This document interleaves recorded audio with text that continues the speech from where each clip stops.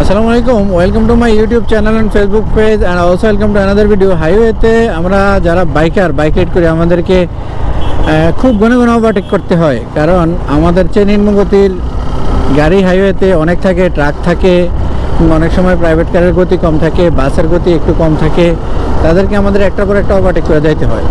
আসলে ওভারটেক হাইওয়েতে যখন ওভারটেক করবেন, ওভারটেকিংয়ের সঠিক রুলস আপনি যদি অ্যাপ্লাই না করেন তাহলে কিন্তু দুর্ঘটনার শিকার হবেন। ধরেন আমি বাসটাকে ওভারটেক করবো, তো বাসটাকে ওভারটেক করার আগে আমাকে সর্বপ্রথমে আমাকে লুকিং গ্লাস দেখতে হবে যে আমার পিছনে দ্রুত গতির কোনো গাড়ি আছে কিনা। আরেকটা জিনিস কনফার্ম হতে হবে, আমি যে বাসটাকে ওভারটেক করবো বাসটার সামনে আর কোনো গাড়ি আছে কিনা। যে রাস্তায় এক রাস্তা দিয়ে গাড়ি যায় এবং এক রাস্তা দিয়ে গাড়ি আছে, ওইসব রাস্তা ওভারটেকিংয়ের ক্ষেত্রে আপনি যে গাড়িটাকে ওভারটেক করবেন তার সামনে যদি কোনো গাড়ি থাকে তো সেটাকে তো আপনি ওভারটেক করে আপনি ঢুকতে পারবেন কিনা, কারণ অপোজিট থেকে অল টাইম গাড়ি আসতে পারে। তো এই বিষয়টা আপনাকে কনফার্মে ওভারটেক করতে হবে। তো ওভারটেক করার রুলসটা আপনাদেরকে প্রথমে দেখাই। এই যে প্রথমে লুকিং গ্লাস দেখবেন, তারপরে এই যে ইন্ডিকেটার দিবেন। আমি বাম্পার দিয়ে তার ওভারটেক করবো, বামের ইন্ডিকেটার দিলাম। ইন্ডিকেটার দেওয়ার পর দেখলাম কি আমার সামনে একটা ট্রাক আছে, আমি ওভারটেক করে আবার বামে ঢুকতে পারবো না।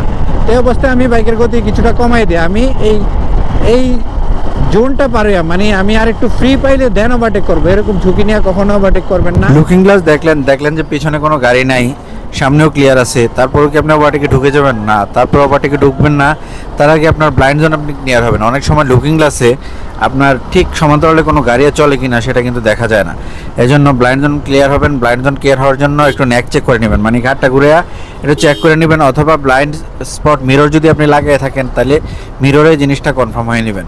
দেন ব্লাইন্ড জোন কনফার্ম হয়ে আপনি ওভারটেক করবেন।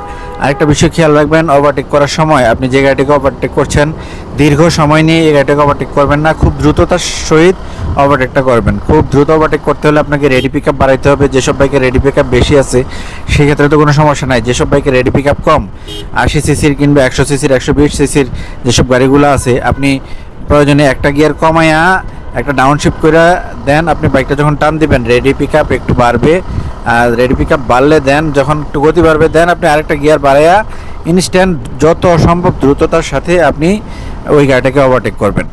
আর চলেন একটা ওভারটেক করি। আমার কিছু গাড়ি আছে, আমাকে পরপর অনেকগুলো গাড়িকে ওভারটেক করতে হবে।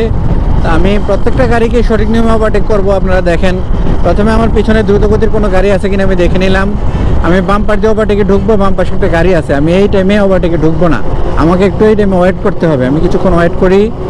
আর এই যখন আপনি কোনো গাড়ির পিছন রাইড করবেন তখন সামনের গাড়ি থেকে কিছুটা দূরত্ব মেনটেন করবেন, নাইলে কিন্তু ওই গাড়ি হঠাৎ হার্ট ব্রেক করলে কিন্তু আপনি দুর্ঘটনার শিকার হতে পারেন। এই যে এখন আমার বাম্পার দিয়ে ফ্রি আছে, লুকিং গ্লাস দেখলাম, পিছনে গাড়ি নাই, এই যে ওভারটেক করছি এবং ওভারটেক করার সময় হর্ন দিব। প্রয়োজনে 5 লাইটের ব্যবহার করবো। রাতের যদি এই যে 5 লাইট জ্বলতেছে, দেখেন এই যে 5 লাইট জ্বলতেছে, প্রয়োজনে আমি 5 লাইটের ব্যবহার করব।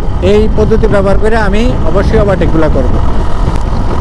সামনে ওই যে কাভার্ড ব্যান্ডটা আছে, কাভার্ড ব্যান্ডটাকে আমি ওভারটেক করি। এই যে আমি লুকিং গ্লাস ফলো করলাম ফার্স্টেই, দেন ইন্ডিকেটার লাইট দিলাম। ইন্ডিকেটার লাইট দিয়ে আমি আগে একটু ডান পাশে ঢুকলাম, ঢুকে দেখলাম যে সামনে ফ্রি আছে, আমি ফ্রিলি ওভারটেক করতে পারবো। তারপরে অতিরিক্ত সাবধানতার জন্য এই যে আমি হর্ন ব্যবহার করলাম। দেন আমি আবার বামে যাব, বামের ইন্ডিকেটার দিয়ে আমি এই পাশে চলে আসলাম। এইভাবে আপনি সঠিক নিয়মে ওভারটেক করবেন। ওভারটেক করার আগে লুকিং গ্লাস দেখবেন, ওভারটেক করার মুহূর্তে হর্নের ব্যবহার করবেন, 5 লাইটের ব্যবহার করবেন, এবং যে গাড়িটাকে ওভারটেক করছেন তার সামনে আরও কোনো গাড়ি আছে কিনা, আপনি ওভারটেক করতে পারবেন কিনা সেই বিষয়টা কনফার্ম হয়ে নেবেন। ঠিক আছে, সবাই ভালো থাকেন। See you next time, another blog, another time. আল্লাহ হাফেজ।